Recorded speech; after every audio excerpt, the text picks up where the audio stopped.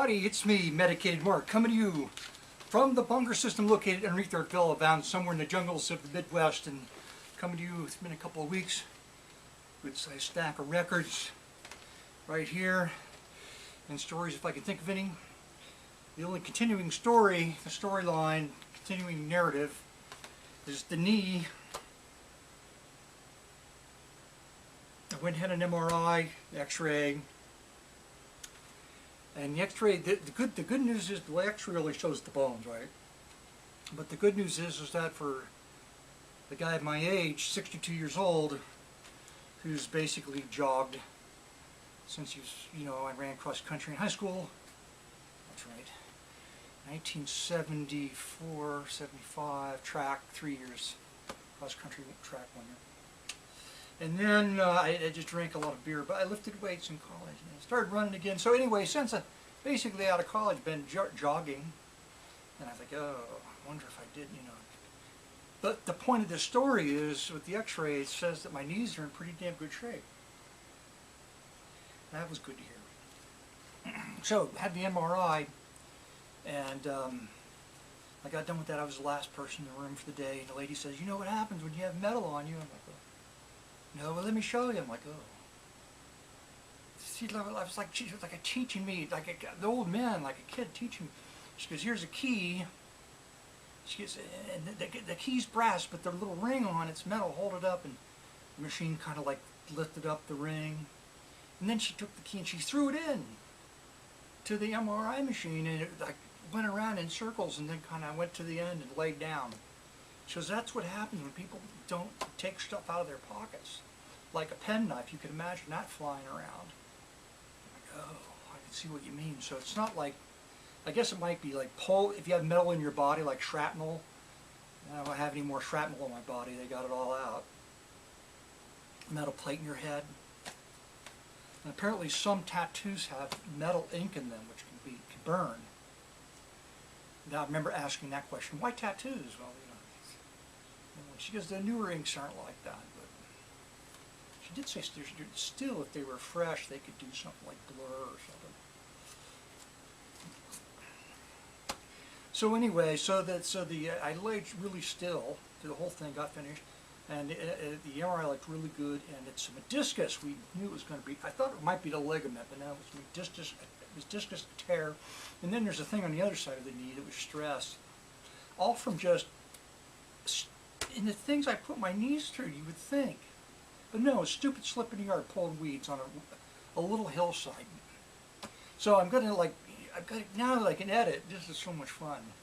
Make my videos even longer and more exciting.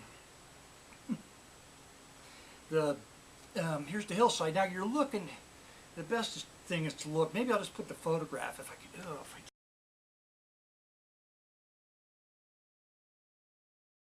Looking down, going up. That's what I'm doing. I'm weed whacking that. So anyway, I got to get surgery. That's right. So the two choices were, well, here's the doctor, young guy, worked on my shoulder. Well, we can give a shot, shoot your leg up with a shot, put a shot in the leg, and we send you to physical therapy. It's about 4 weeks. Or we can get in there and clean it out. He said you just cut it to tear out or do so. I guess it's maybe, I don't know. And it's leaking, letting fluid leak in, so there's like some kind of abscess or something. And I said, well, a shot. He goes, yeah, I said, how does that help? He goes, well, it'll calm the knee down for a while, and then the physical therapy, we'll see what happens. Oh, we already do yoga. I'm thinking, how much more physical therapy could I do? I think if a person's knee was really stiff and they tore it, you got the shot and just some physical therapy, would probably feel better, but so anyway, I'm going to have the surgery. They put you to sleep for it. Can't possibly be as bad. My knee's in better shape than my shoulder was. So that's the big exciting news.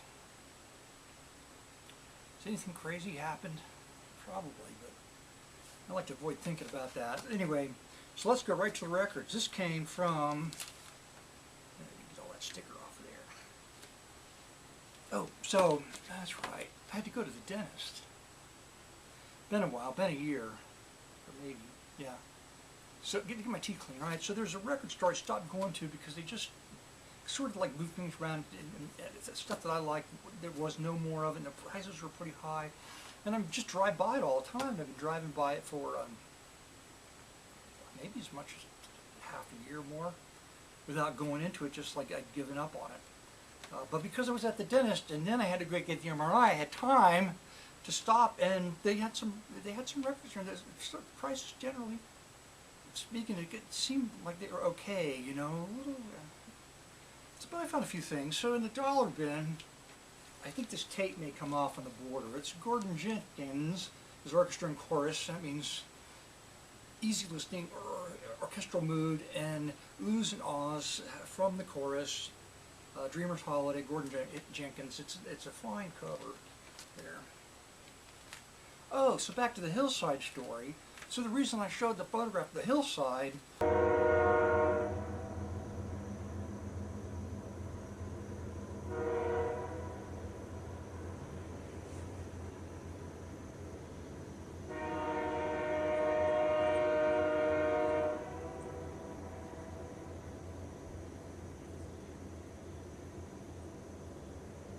is because I went out today on my knee 3 hours on the hillside at a 45-degree angle, and I weed whacked the whole thing.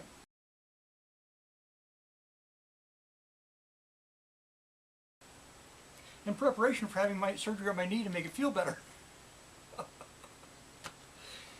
So I've learned a lot about braces. Now I'm wearing a hinge brace.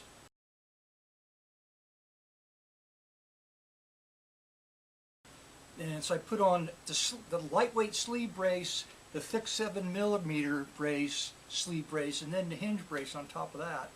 And then the robot brace that I bought, which was just a gimmick. You've probably seen ads for it. It has a spring in the back.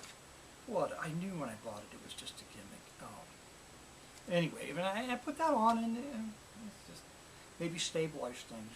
But I got through it. So you think, well, why would you, if you could do that, why would you do that? But I've been walking funny for 2 months now, and my right foot's starting to hurt.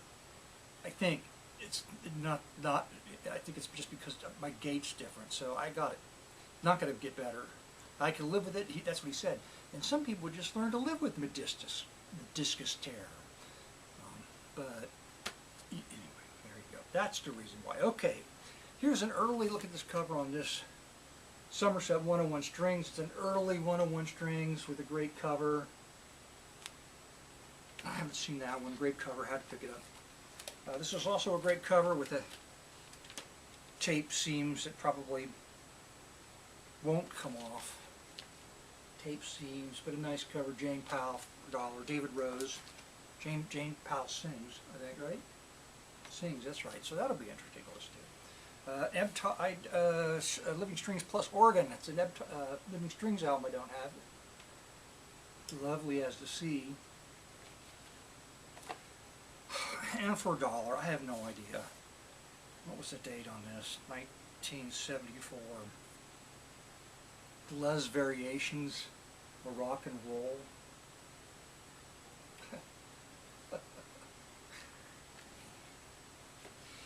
Also, I think this is a covers album. It's on Pickwick, which is interesting, but it's sold as a Hallmark, or the Hallmark label. I don't know if Pickwick acquired that name or not. The logo's different.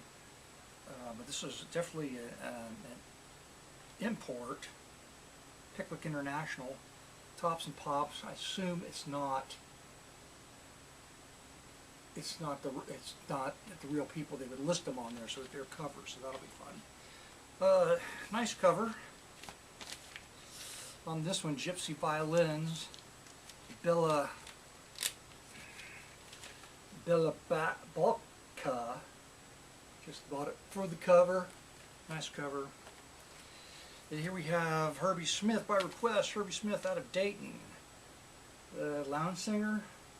Mystery Train does Mystery Train, China Doll. 6 Days on the Road.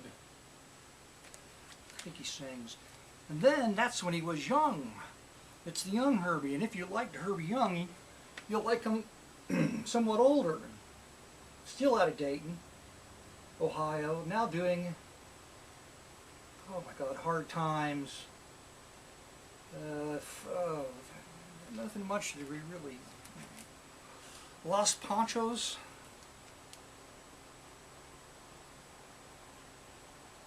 It's a Columbia Special Products exclusively for K-Tronics Corp.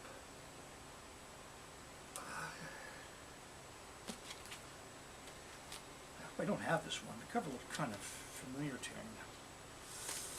It Sounds of Sitar. I picked it up because there's covers of all your pop favorites, including Downtown.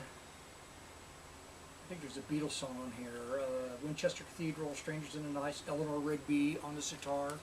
That'll be fun.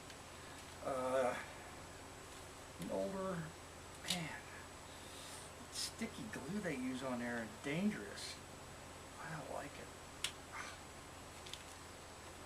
it. It's D Fiestacon Pura Marimba Kai Bell Balam. That's right, good old Kai Bell Balam. Nice cover. And this was a terrific, it seemed like a fair price. I haven't seen it. Jazz Quintet Side Tough. Terrific cover in Argo. Tough Assignment. Yeah, that's got to be nice. And I couldn't remember if I've got this one. And that last Arthur Myman record I held up, I thought I had. And I didn't, because they used the same cover image. It's like the lava explosion on the cover. Not this one, but another one, Lava Explosion, on 2 albums. One's titled Yellowbird, and then the other one is Percussion Spectacular. I didn't have that one, and it's a pretty good set. So I couldn't remember the type treatment on this one. I know I must have Volume 1, but the Volume 2, Taboo 2, Ebb Tide, Jungle Fantasy. Got to be some good stuff on there. And just because it was probably it was a couple bucks. I love you, I love you, I love you. Oh, where the hell is this out of? He has a fan club. Oh my God. If he has a fan club, that means he's somewhat popular, or was. And I have no idea. I thought it was a lounge album. And this was $1 at, I think, I can't remember where I got this. But it's a Shorty Rogers jazz adaptation of Gigi and Jazz, Lerner Lowe's. So if the record, the disc's in good condition, that's going to be good. I picked this up. Percy Faith normally wouldn't, but the cover sure was fun, so I had to pick it up. Percy Faith, Mucho Gusto. And for $1, The Isle of You, just because. It's their date. Now, this is interesting. It's Don Cherry. I think I recognize the name. Don Cherry Smashes. Budgety Budget Monument. Don Cherry. He's a horn player, I think. Am I right? Probably not. Wait a minute, here's another Don Cherry album. There Goes Everything. This is also a Monument. Easygoing Swinger, I bet. Member of the PGA. What? He plays golf? He turns as a golf player. He's a guy that takes the golf club and hits the golf nut into the golf hole. Oh my God. Wichita Fall, Texas swinger, swinging golfer. I still don't know what he plays, but there's a photograph of him, Don Cherry. The Lennon Sisters favorites, just a clean copy of the Lennon Sisters favorites on Dot.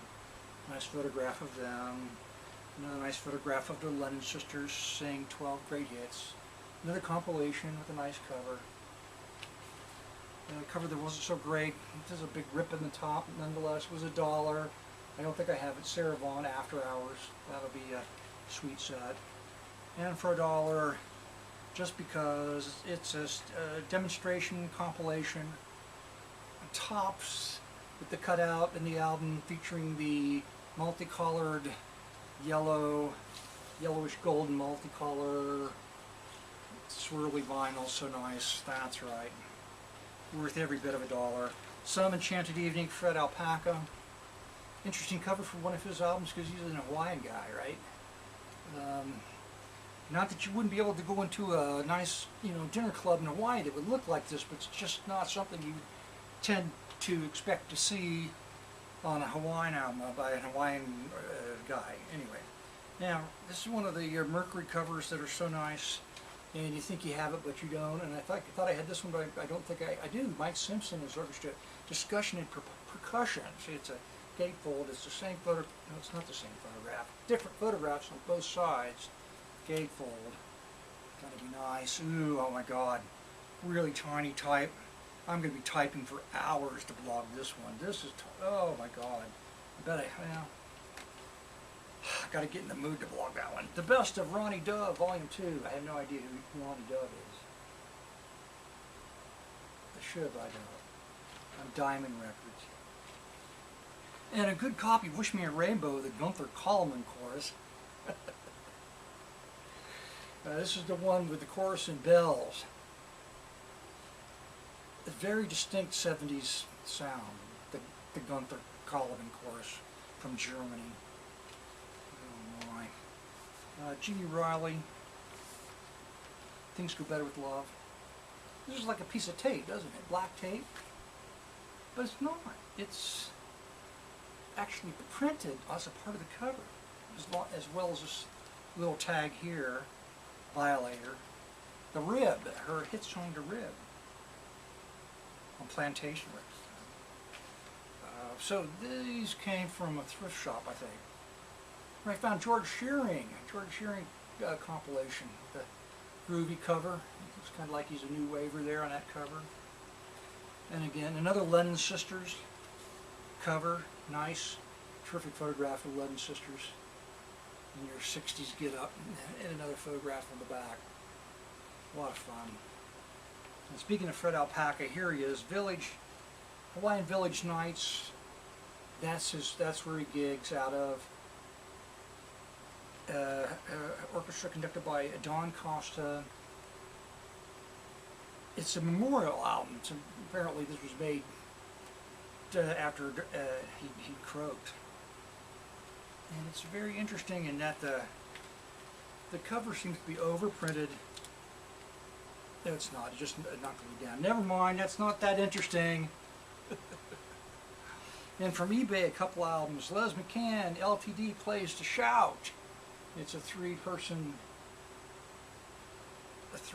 group, combo, piano, apparently bass and drums would be my guess.